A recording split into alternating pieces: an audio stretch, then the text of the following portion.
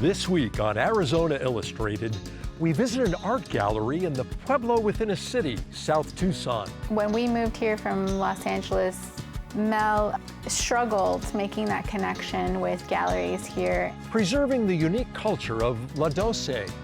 The environmental injustices that happen here in the Southside. So we've taken community leaders, brought them together to talk about cultural asset mapping. We'll meet some enthusiastic fans of Korean pop music in Tucson. It came at a crucial point in my life where I needed some sense of community and just a group of people that also related to the same things that I liked. And a tour of Pima Community College's brand new Center for Applied Manufacturing. The architecture creates a framework for inspiration, connection, and aspiration.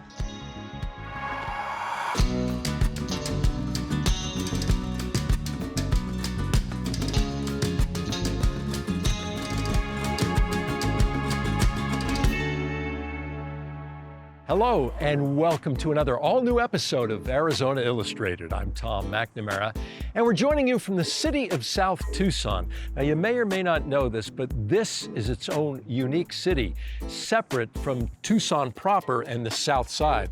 The 1 square mile town is home to almost 6,000 people. The population is predominantly Latino, and the community's maintained a strong cultural heritage despite forces of gentrification.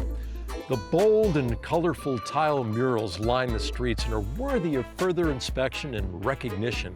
There are more than 300 small businesses, including some of the best Mexican restaurants on earth. In fact, President Bill Clinton ate at Mini Dito in 1999, and the plate he ate was named after him and is still on the menu. And here to tell us more about this special place is a man who spent most of his 71 years here and has led South Tucson as mayor for the last 4 years, Bob Tesso. Bob, thanks for joining us. Sure. You're so familiar, so embedded in this community. Mm-hmm. Tell us about the essence of South Tucson. What makes it unique and special? Well, I think what really makes it unique and special is the people. We are the only minority majority run community in city in Pima County. Because we are a minority community, I mean, we have a large population of Pascuayaqui people, Tohono O'odham. What do you see for the future of South Tucson? Well, I think it's looking a little brighter now. We were having some issues here, especially budgetary and things like that, because we're an enclave. Mm-hmm. Being an enclave makes things very difficult. If we can generate some more revenue, I think we'll be in a lot better shape, and certainly I think we're on the right track for doing that. Now, with its great food and colorful murals, it's obvious that arts and culture are a big part of this community's daily life. But South Tucson didn't have any museums or galleries until 2018. And that's when Mel and Melissa Dominguez opened Galería Mitotera, which aims to celebrate and uplift the artists of this diverse community. We're in the city of South Tucson, and we're at Galería Mitotera. We're right across the street from Mini Dito.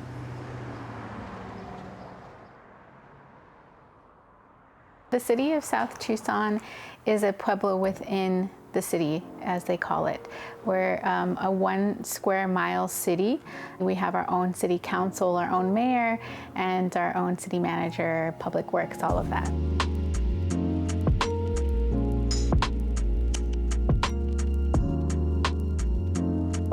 The mission of Galería Mitotera is really to inspire, uplift, and support artists of color within our community. And we want it to be a safe space for artists of color, for queer artists, to be able to talk to and grow with artists that they can identify with.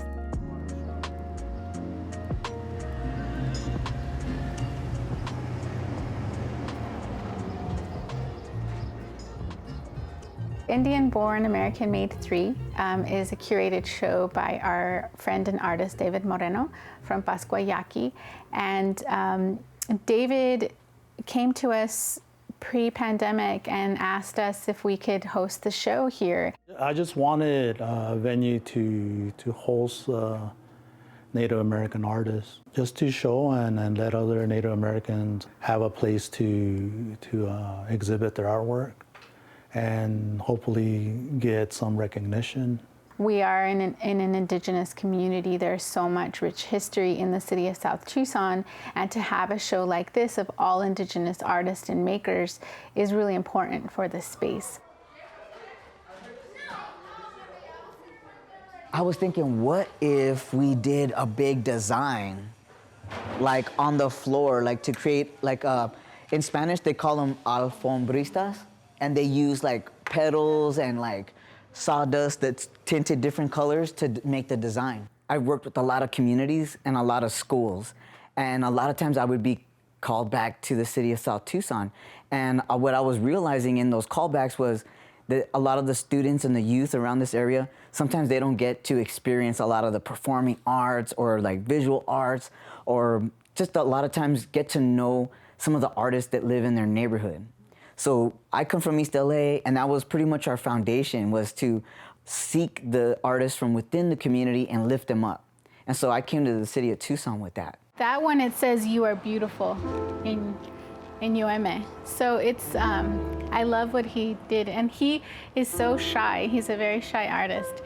And he called me and he's like, "Melissa, I'm not gonna get the piece ready for the show." And I said, "I don't accept that." Melissa would always tell me about how fantastic Tucson was. And I was like, when I went there, all I heard was crickets or something, you know? And I didn't get it in 1997. I didn't get it because downtown Tucson isn't what it is today. I told Mel, and I said, "I'm done. I really want to go back to Tucson." And Mel's like, "Okay, let's do it." Can't live without her. Is that why? I said, yeah. I'm like, I better go with you.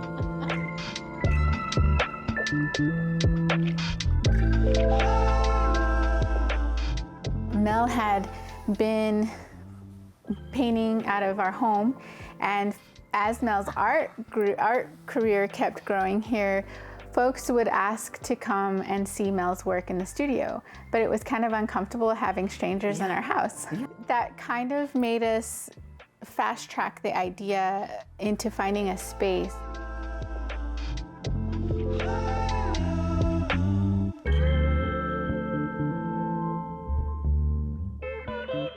Well, when I graduated from art school and came and tried to approach galleries, it was very, very difficult. I mean, there was hardly any galleries on this side of town that would even take you serious, and even less on the east side. When we moved here from Los Angeles, Mel struggled making that connection with galleries here, and Mel's work didn't really identify sometimes with what the gallery owners were wanting to show.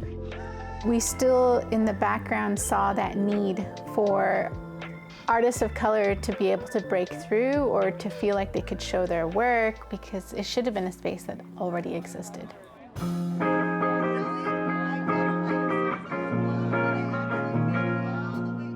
But this is where you talk about Tucson and it being a magical space. This is where, when you say things like that, like, where can we have a space to uplift other artists, and where can we do this where we identify with those folks, and then you put that on in the universe in the city of South Tucson, magic happens. Like, it's so wild.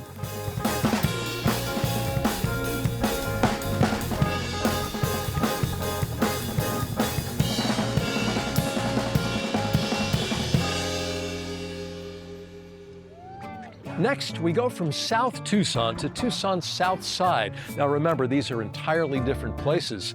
To a neighborhood called Doce, where residents are vulnerable to the forces of gentrification. But they are uniting to try to find ways to preserve and protect their cultures and traditions as that community inevitably grows.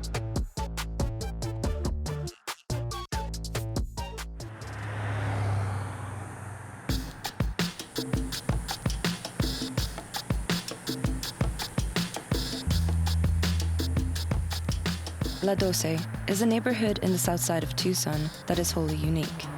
Spanning 3 miles along South 12th Avenue from 44th Street to Drexel Road, it's home to approximately 9,000 residents, 90% of whom identify as Latino. There are 253 businesses on the avenue, and it's here you'll find some of the most celebrated restaurants who contributed greatly to Tucson's designation as the first U.S. UNESCO City of Gastronomy. What makes this corridor of the city unique is its resilience as a cultural district despite years of disinvestment. Now more vulnerable than ever to gentrification, multiple agencies have been strategizing on ways to preserve and protect Doce's community and traditions. The Southwest Folklife Alliance is one nonprofit that has been leading these efforts in partnership with the grassroots organization Regeneración by engaging community members around issues of health and wellness and economic resiliency. Doce Space Activation is an event they held to showcase their findings. We've had amazing discussions. What do we want our communities to look like? What do we need? It's not up to just the city on how they get to dictate on how we want to live. It's about how we have the opportunity to go in and change the community that we live in. We're here to learn alongside one another, in particular looking at alternative economies, community ownership, address the vacant lots, while also addressing the environmental injustices that happen here in the Southside. So we've taken community leaders, brought them together to talk about cultural asset mapping. Cultural asset mapping is a tool that was used to identify and gather insight of the community's cultural resources. A survey was created to examine the skills and needs of Doce residents and create a network of skilled labor within the neighborhood. I know on my street there was a lot of mechanics, and I've actually had, my car fixed by some of them. We have seamstress, people that cook, just skills that people don't take that much into consideration, but then are taken to other places where, they're sold. We have a neighborhood that's full of roofers. Why is it that our roofs are leaking? If we have a community that has a bunch of plumbers, let's train them up to do rainwater harvesting, all that, to really invest in our environmental sustainability of our communities, but also uplift us. We have the least amount of trees and shade equity, so our streets are extremely hot. We want to address how everything intersects, those structural barriers, those systems that exist that continue to harm us. What happens when we bring the community together to build something that we deserve? Part of that is fighting gentrification by creating community land trusts that's actually owned by the community. Community land trusts are nonprofit, community-based organizations designed to ensure community stewardship of land and long-term housing affordability for low to moderate income families. It provides the opportunity for families to build equity through home ownership and preventing displacement through land speculation and other processes of gentrification. As we look at the gem here in the south side of Tucson, 80% of folks here are homeowners. But now we're starting to see signs pop up that will buy your house, claiming that our homes are ugly, right? So reducing our value internally. I've lived here my entire life. I was born here. It's important to me because affordability, it's not really there anymore.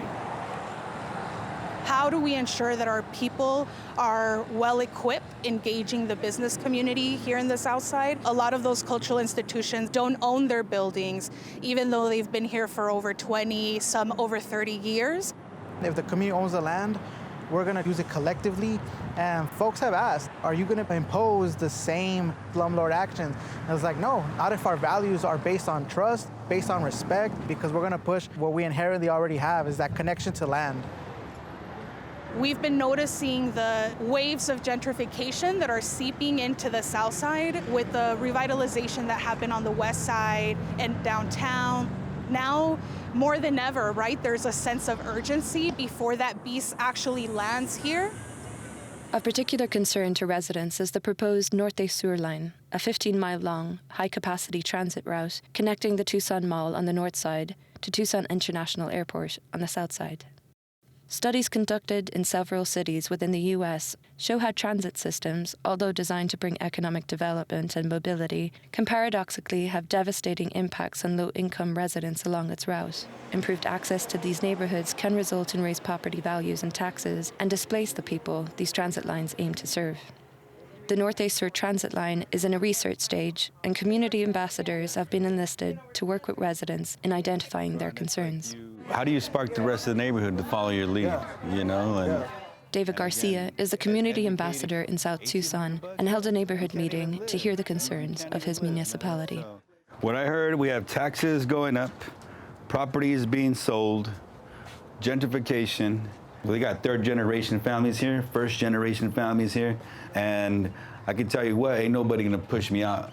I want a future here with my kids. I want more houses for my kids, man, but at this rate, man, I don't even know if my kids can move out. I think in order for us to combat gentrification in general, we have to educate our community about what it is. And places like Portland and San Francisco and all those other areas where disenfranchised individuals have been pushed out.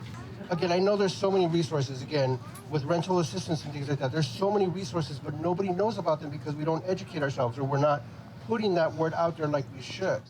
I see 6th Ave being local, people from the hood setting up shop, right? Your artists, your tortilla makers, which we have plenty, your carnicerias, like that's what I know. But I also want to see like a little restaurant from somebody in the hood, right? All these shops, they're abandoned, and we deserve it, man. The businesses deserve it, but we also deserve like all the benefits that come with it too. The recommendations of residents yielded through this kind of community outreach shows the needs and desires they have for their neighborhoods. And now in the midst of a housing crisis, continued civic engagement and participation is needed for these communities to thrive autonomously. There's been times when we've bumped heads with the city, which is okay, you know, because that's what it's about, you know, and that's why we have to have constructive conversations on how do we move forward together, because they have a responsibility to us as constituents, but we also have a responsibility to our people and to our land, and for those things we do not have to apologize.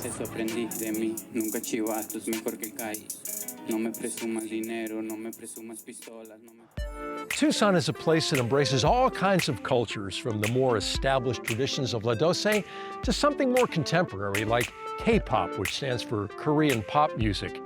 We recently went to an event hosted by AZ Special T for fans of this genre, and were overwhelmed by their enthusiasm.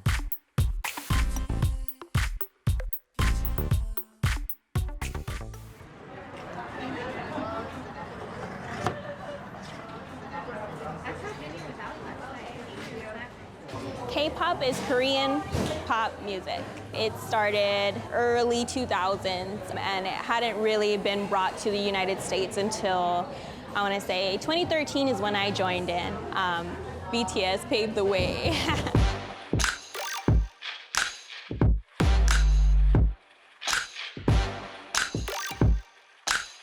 First, I heard a BTS song and I was instantly hooked. My 9th graders were like, "Miss Jenner, you've gotta meet this band called BTS," and I was like, "Who?"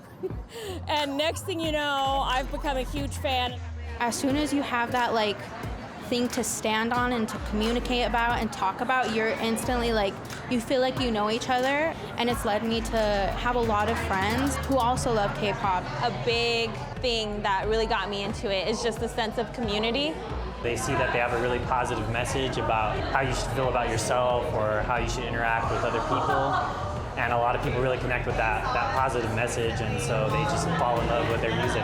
It came at a crucial point in my life where I needed some sense of community and just a group of people that also related to the same things that I liked. What originally got me into it was just kind of like the sound and like the beat and stuff like that. It was just like, I normally would listen to like a lot more like less upbeat stuff, and like this just kind of got me out of that. It's its own genre, but it takes a lot of inspiration from like R&B and hip hop. Even some songs have like mariachi influences. The music is always slaps. I just turned 50 this summer, and I'm in a Facebook group for moms who live in Arizona and are big K-pop fans. Is that for me? We're older, but we love that message that BTS puts out in the world, which is love yourself and you're worth it. And you can overcome the problems in the world today and then make the world a better place.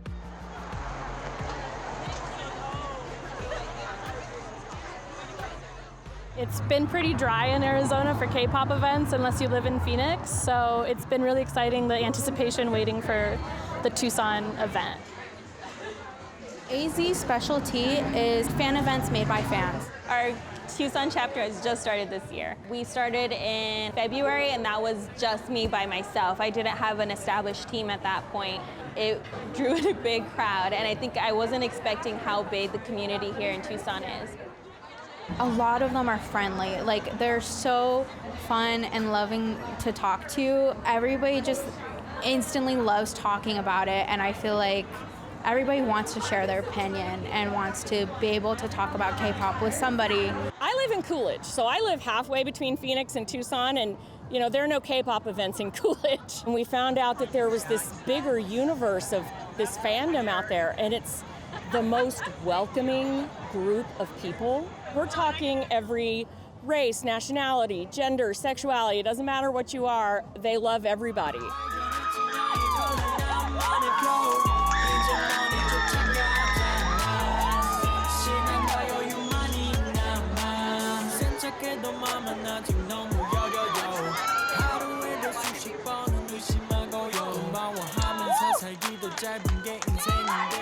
It is not just Korean, it is not just people singing in a different language. It's so much more. It's the members of the K-pop groups. They're kind, they're generous, they really want to show their care and consideration for their fans, and that's what I appreciate and take away from it.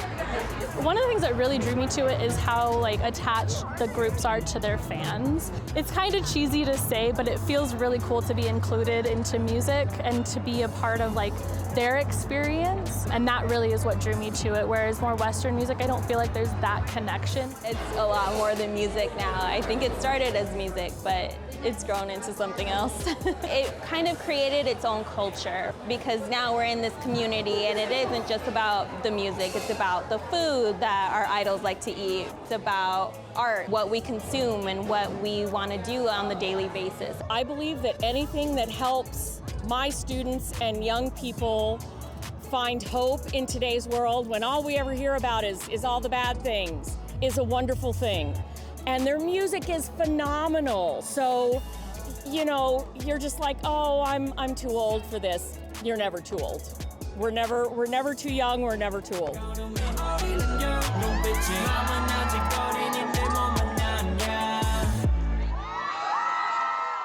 Next, Carmen Cueva takes us on a tour of her favorite place in southern Arizona, a place that's still in progress. It's the Pima Community College Center for Applied Manufacturing, which in the future will be home to students learning computer-aided design, machining, welding, and more. I'm Carmen Cueva, Director of Advanced Manufacturing at Pima Community College. Today, we're at the Advanced Manufacturing Building, a new structure at the downtown campus, which is part of the Center of Excellence for Applied Technology.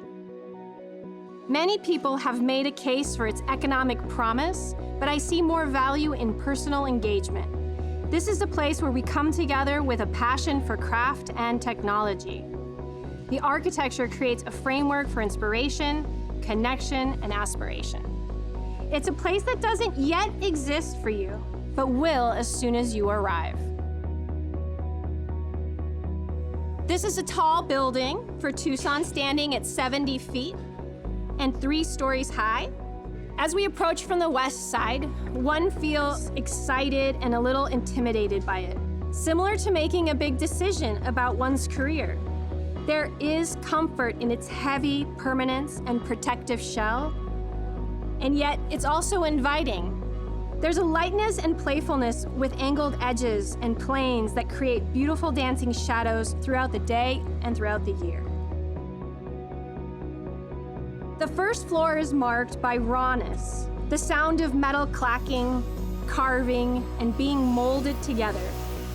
This floor includes welding, machining, and a prototype testing space that helps us get through many ideas quickly. Ascending up the monumental stairs, you'll pause at an impromptu stage, a place to share ideas and pitch new ones.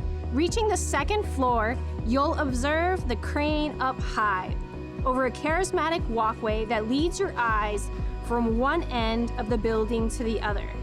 Small collaboration rooms are sprinkled throughout the building and are a curio cabinet of ideas. This is where things come alive, often looking like a manufacturing floor or assembly line. Here, employers join us for targeted training specific to their businesses. It helps students remember that their goal is only a few steps away, a shorter distance than they realize. Climbing up to the 3rd floor on our cantilevered staircase, you'll feel the stability of the community behind you as you go out on a limb. Here you can't help but feel a shift in perspective. At first, choosing to engage felt heavy and daunting, and now it's putting you out there. You're what's intimidating about this place. It's encouraging you to see and take on the world in new ways.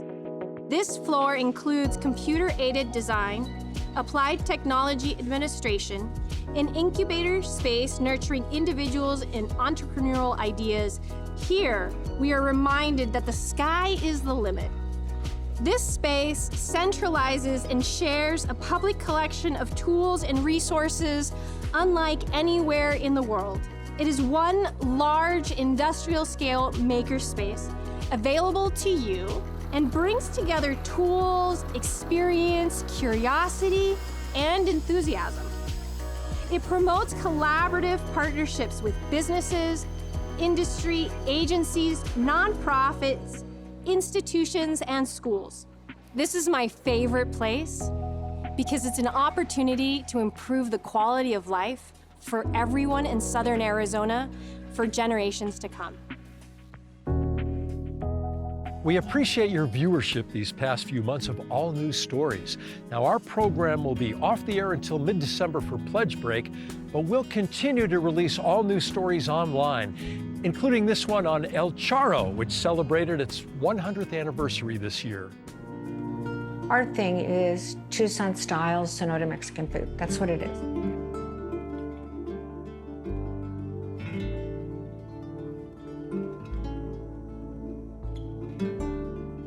And I wanted to do a business with that. I wanted to make that a business for them that would pay back all those years of hard work.